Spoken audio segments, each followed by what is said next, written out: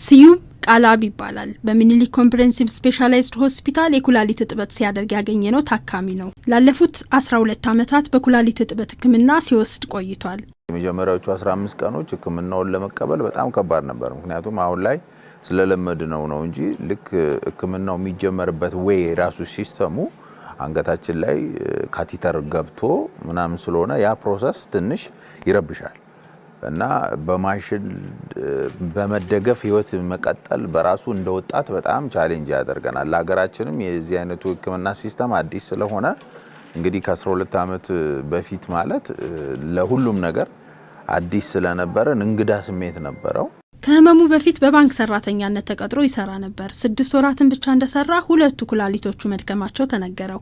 አሁን ላይ ምንም ገቢ እንደሌለውና ሙሉ ጊዜውን ለህክምና እንደሚያውል አጫውቶናል። እርዳታ መጠየቅ፣ ሰዎች ፊት መቆም፣ የመኪና ላይ እርዳታ መሰብሰብ ምናምን በዛ ህይወት ውስጥ ተጣምደን ስለነበረ ከስራ ዓለም ኮምፕሊትሊ ወጣን ማለት ነው። በህክምናው ላይ ያሳየው ግዴለሽነት ዋጋ እንዳስከፈለውን በቁጭት ያነሳል። ከኩላሊቱ ፌል ከማድረጉ በፊት ደም ግፊት ክትትል ስለነበረኝ ህክምና ቦታ ላይ ለ1-2 ዓመት ያክል ከታተል ነበር። ከዛ በኋላ ግን ህክምናው ኦን ኤንድ ኦፍ እየሆነ ስለነበረ ያው ብዙም ግንዛቤ ምጥረት ስለነበረ የህክምናውን በደም ግፊት ምክንያት ሊመጣ የሚችሉ ችግሮች ምን እንደሆኑ ካለማወቅ ህክምናው ላይ ግዴለሽነት አሳይቻለሁ ብዬ አስባለሁ።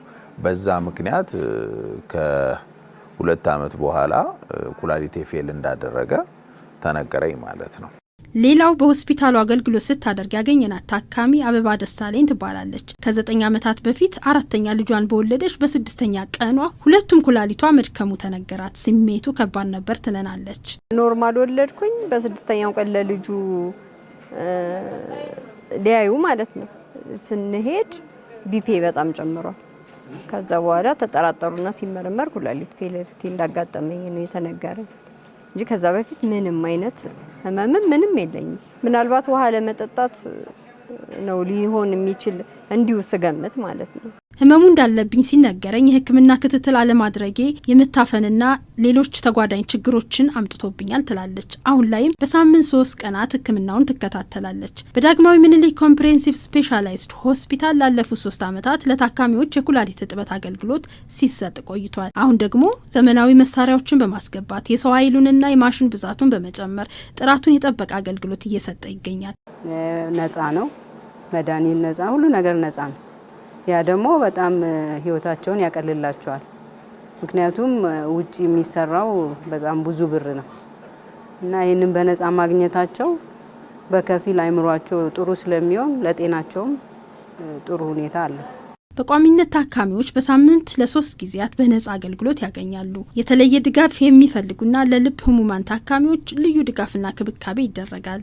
በሳምንት 3 ቀን ስለምንገናኝ እንደ ቤተሰብ ነው።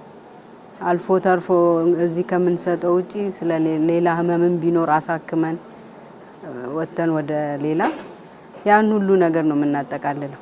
ልክ እንደ ቤተሰብ ነው።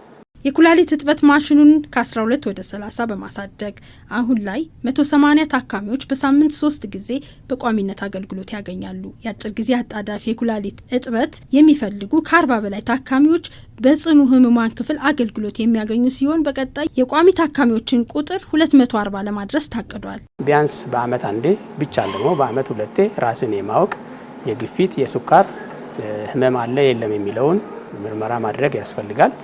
ከዛ ውጪ ጤነኛ የሆኑ አመጋገቦች፣ እንቅስቃሴ ማድረግ፣ ክብደት መቀነስ፣